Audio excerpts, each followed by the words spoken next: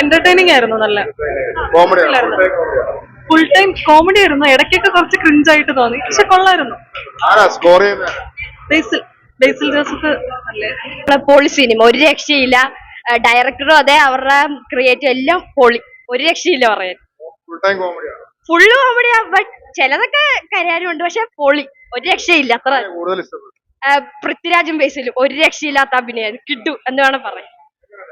നല്ല സിനിമയായിരുന്നു. പൃഥ്വിരാജിന്റെ അഭിനയം ഒത്തിരി ഇഷ്ടപ്പെട്ടു. കോമഡി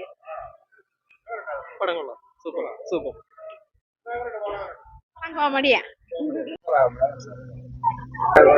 നല്ല മൂവിയായിരുന്നു. എന്റർടൈനിങ് ആണ്, ഫണ്ണി, എന്റർടൈനർ ആണ്.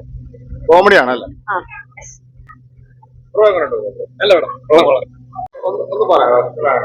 അടിപൊളി പടമായിരുന്നു. ഫുൾ ടൈം ഫണ്ണാണ്. പൃഥ്വിരാജും ആക്ച്വലി ബേസിലും അടിപൊളിയാണ്. ഇല്ല, അത്ര ഇല്ല. കൊള്ളാം.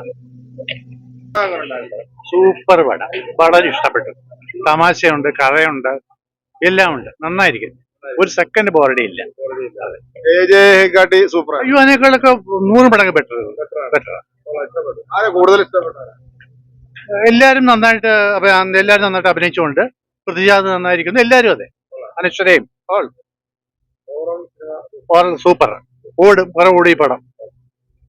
കൊള്ളാം. നല്ല പടം, അടിപൊളിയായിരുന്നു. എങ്ങനെയുണ്ടായിരുന്നു പടം? ഫസ്റ്റ് ഹാഫ് ഫുള്ള് ചിരിക്കാനുണ്ട്, പിന്നെ സെക്കൻഡ് ഹാഫ് ഫുള്ള ബിൽഡപ്പ് എൻഡ്. നല്ല പടം. പൃഥ്വിരാജും ബേസിലും നല്ല ട്രെയിലറിനപ്പോഴത്തേക്ക് ഓവറാന്ന് ചോദിച്ചു, പക്ഷെ നല്ല ഫൺ നല്ല കാരണം ഒരു വെറൈറ്റി ക്യാരക്ടറായിട്ട് തോന്നി. ആയിട്ട് കമ്പയർ ചെയ്യാൻ രണ്ട് ജോണർ. ഇത് പക്ക കോമഡി, ഫാമിലിക്കൊക്കെ, എല്ലാ ഫാമിലിക്കും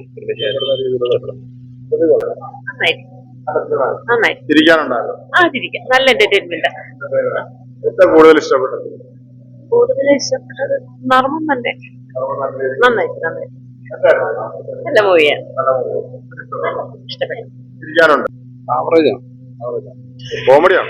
കോമഡിയാണ്. സെക്കൻഡ് ഹാഫിലെ കോമഡിയാണ് അത്ര വർക്ക്ഔട്ട് ആയിട്ടുള്ളത്. ഫസ്റ്റ് ഹാഫ് കുഴപ്പമില്ല. ഇല്ല, അത്രയൊന്നും ഇല്ല. ബേസിലും പൃഥ്വിരാജും തമ്മിലുള്ള കോമ്പിനേഷൻ അത് കൊള്ളായിരുന്നു, പക്ഷെ എന്നാലും സെക്കൻഡ് ഹാഫ് വന്നപ്പോഴത്തേക്ക് മൊത്തം ആവറേജ് ആണ്.